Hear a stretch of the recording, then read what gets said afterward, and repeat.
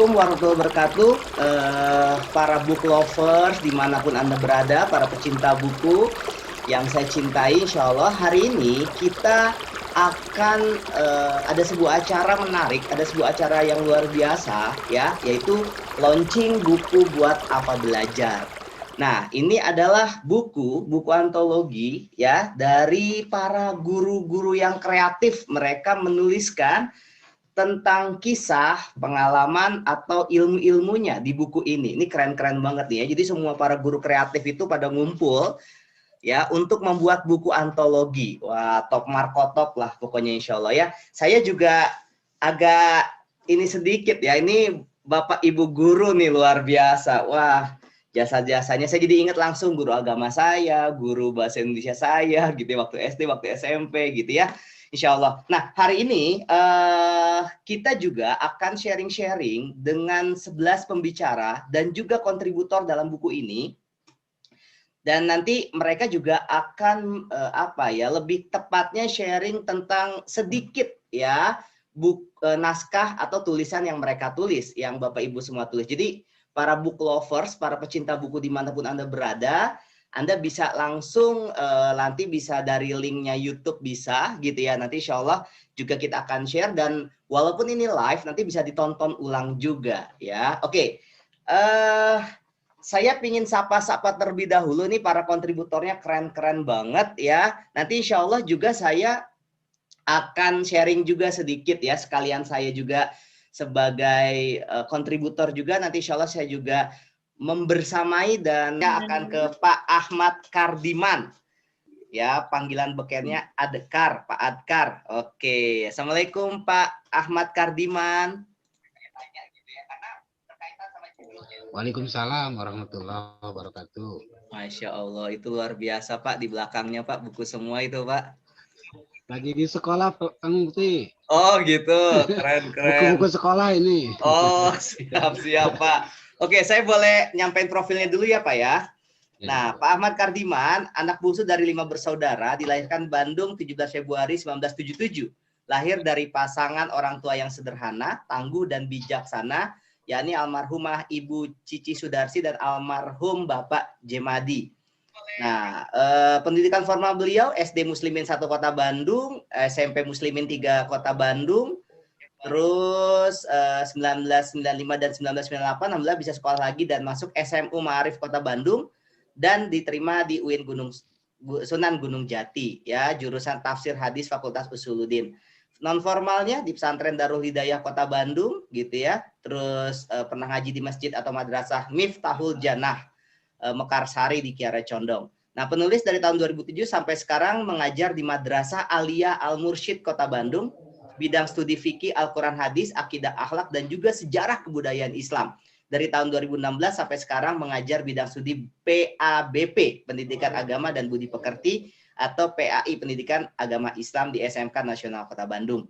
Nah, naskah beliau, naskah Pak Ahmad Kardiman adalah Tiada Kata Terlambat Dalam Belajar. Begitu ya Pak ya? Oke, nah maksudnya gimana nih Pak? Kan ya ada orang-orang yang mungkin secara usia dia sudah dalam tanda kutip sudah telat gitu ya. Usianya sudah 70 bahkan 60 dan sebagainya, tapi mereka pengen tetap belajar. Sedangkan tulisan Pak Ahmad tiada kata terlambat dalam belajar. Gimana tuh Pak? Boleh diterangkan sedikit Pak? Ya, baik. Terima kasih Kang Mukti dan rekan-rekan guru yang lainnya. Ini barangkali pertama kalinya saya menulis. Masya Allah. Dan alhamdulillah terfasilitasi di grup ini. Pertama saya mengucapkan terima kasih dulu kepada khususnya Kang Mukti dan rekan-rekan guru dan di grup. Tentunya dengan adanya grup ini saya banyak belajar sehingga memunculkan judul Tidak Ada Kata Terlambat untuk Belajar begitu. Pernah saya dengar bahwa hidup itu adalah gerak aktivitas, baik fisik maupun pikiran. Sedangkan mati adalah tidak punya aktivitas, berhenti keinginan dan cita-citanya. mengaca dari istilah tersebut bahwa ketika kita masih diberikan napas untuk hidup, maka berjuang, bercita-cita, berkeinginan itu tidak akan pernah berhenti. Maka dengan hal tersebut muncullah tidak ada kata terlambat sebelum napas itu diambil begitu. Ada beberapa alasan yang mungkin bisa menjadi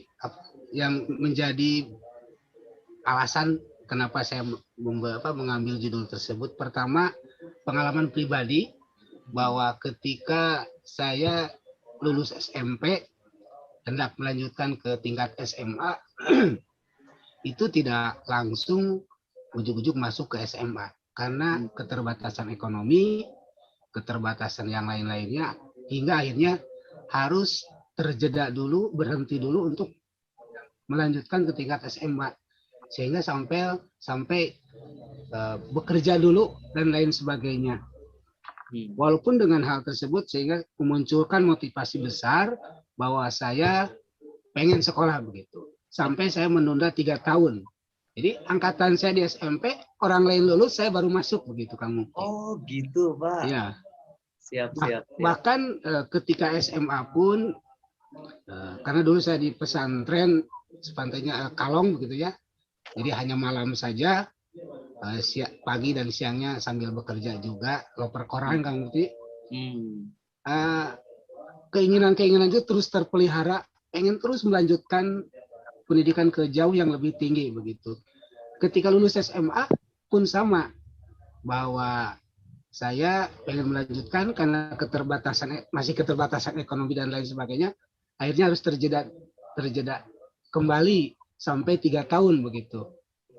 Dan alhamdulillah setelah 3 tahun baru bisa kuliah di UIN dan alhamdulillah diterima sampai dengan lulusnya begitu. Yang kedua, alasan yang kedua, ketika saya mengajar baik di di madrasah maupun di sekolah di SMK dan di madrasah-madrasah pengajian umum di masjid-masjid, itu ada beberapa siswa yang mengeluh mengenai bahwa kenapa tidak melanjutkan sekolah. Mereka lebih banyak menyerah karena keterbatasan ekonomi, karena orang tua tidak mendukung dan lain sebagainya. Mengaca dari itu, maka memunculkan saya naskah tulisannya, Pak ya. Ide naskah tulisan ini begitu. Dari hasil pengalaman dan sedikit wawancara dengan siswa begitu, kamu. Luar biasa. Itu barangkali kamu. Terima kasih, Pak, pengalamannya jadi ide yang keren banget, Pak. Karena memang banyak orang-orang di luar sana yang mereka menggunakan kata terlambat ya, Pak ya. Ketika untuk belajar, mereka melanjutkan pendidikan yang lebih tinggi, nggak usah lah, soalnya saya udah usia segini. Nggak usah lah, saya mah sudah ini dan sebagainya. Akhirnya jadi alasan dia tidak melanjutkan aktivitas atau belajarnya. Begitu ya, Pak ya. Terima kasih, Pak Ahmad Kardiman atas inspirasi yang luar biasa, keren, top, Marco top, Pak. Oke, selanjutnya, saya pengen boleh nggak bertanya dan nanti saya langsung lempar aja yang pengen jawab gitu ya. Ibaratnya ini kegundahan saya terhadap generasi milenial. Ini ngomong-ngomong saya masih milenial nih, Pak ya. Masih 37 tahun nih masih milenial gitu ya. Oke, ini terkait kegundahan saya. Ini tentang belajar mengajar ya, Pak. Karena memang konteks kita dalam buku ini adalah tentang belajar mengajar. Nanti saya silakan nanti mungkin ada yang berpendapat jawaban dari saya. Jadi gini, terkait situasi kondisi sekarang ya tentang pandemi, tapi sebelum pandemi juga ternyata memang proses yang dilakukan selama ini, pendidikan selama ini, ketika seorang guru mengajar di sekolah dengan ruangan tertentu gitu ya, dengan jumlah murid tertentu gitu ya. Saya ngerasa kurang efektif gitu. Saya merasa kok saya belajar. Jadi gini, seolah-olah gini, saya belajar sesuatu hal yang saya nggak perlu. Saya belajar sesuatu hal yang memang kalau misalnya saya pelajarin semua, kayaknya saya kayak apa ya, wow gitu ya. Padahal saya cuma suka dengan beberapa pelajaran saja dan sebagainya gitu ya. Akhirnya membuat ketika saya sudah lulus, ketika saya sudah selesai kuliah gitu ya, yang saya kuasai hanya beberapa saja. Dan semua ilmu yang saya pernah pelajari di sekolah, SD, SMP, SMA, mungkin 80%, 90% tuh nggak kepake kali ya. Boleh dong kira-kira gimana ya? Ya ini kan para guru semua nih. Wah luar biasa, saya banyak belajar. Kira-kira solusi ke depan kayak gimana sih, pendidikan kita harus seperti apa sih? Boleh dong, siapa yang boleh menjawab kegundahan saya? Ada pendapat yang lain? Saya Kang Mukti. Boleh, ya Pak. Boleh. Pak Ahmad Karman. Bismillahirrahmanirrahim. Berkaitan dengan pembelajaran di sekolah yang banyak tersebut, memang ketika pembelajaran di sekolah itu ada beberapa hal mungkin di antara siswa yang mata pelajaran ini suka, mata pelajaran ini tidak suka, atau bisa jadi dia suka mata pelajaran tertentu karena gurunya enak cara menyampaikannya begitu dan lain sebagainya, atau dia suka kepada mata pelajarannya tapi tidak suka terhadap gurunya begitu, sehingga mata pelajaran yang disukainya pun akhirnya menjadi tidak suka. Namun demikian, dari berbagai macam pelajaran atau mata pelajaran yang dipelajari oleh para siswa, termasuk pengalaman kita semua ketika di sekolah SD, SMP, SMA, itu semua secara tidak langsung memberikan pembelajaran kepada kita semua bahwa nanti di masa depan itu kita hidup akan menemui berbagai macam hal, sehingga harus dibekali. Dibekalinya apa? Ya dibekali dasar-dasar yang memang yang nanti kita akan alami seperti itu. Maka mata pelajaran yang berbagai macam itu menjadi sebuah dasar-dasar. Barangkali nanti ke depan ketika mereka menemukan satu masalah dalam hidupnya, oh dulu saya pernah belajar A, maka saya akan menggalinya lebih dalam. Oh saya menemukan masalah B, oh dulu saya pernah belajar nih, pengen lebih tahu karena punya dasarnya, sehingga itu bisa diperdalam, bisa diperinci kembali. Jadi intinya belajar banyak itu sebagai dasar untuk bekal hidup ke depan. Itu barangkali Kang Mukti. Ya, keren banget Pak Ahmad Karman, luar biasa. Jadi memang ketika kita banyak belajar itu sebenarnya bekal ya buat kita ketika kita menghadapi masalah-masalah yang mungkin bertubi-tubi dan bervariasi. Mungkin itu ya Pak Ahmad Karman ya? Ya, kurang lebih seperti itu Kang Mukti. Allah, luar biasa ya, betul. Jadi emang nggak ada yang salah juga ya, no problem juga soal itu ya. Ya, saya jadi mungkin semakin tercerahkan ya bahwa ternyata memang belajar banyak hal juga tidak buruk juga gitu. Ketika memang kita, dan pasti Allah mempunyai skenario yang terbaik buat kita terhadap proses pembelajaran kita. Gitu mungkin ya Bu Rahma ya. Oke, terima kasih kepada para guru, para kontributor, para penulis dalam buku Untuk Apa Belajar. Keren banget, jadi inspirasi kita semua. Guys, para book lovers, pecinta buku dimanapun Anda berada, pecinta BLI, Buku Langka Indonesia, insya Allah ini adalah persembahan dari kami, launching buku Untuk Apa Belajar, buat teman-teman, buat siapapun para pembelajar yang memang hidupnya belajar dan mengajar, atau hidupnya ingin sekali menumbuhkan kapasitasnya dengan belajar, maka milikilah buku ini. Maka belilah buku ini dan jadikan buku ini sebagai inspirasi buat kita atau inspirasi buat keluarga kita supaya kita semakin baik dan juga semakin baik. Terima kasih kepada para kontributor atas waktunya, atas kebersamaannya.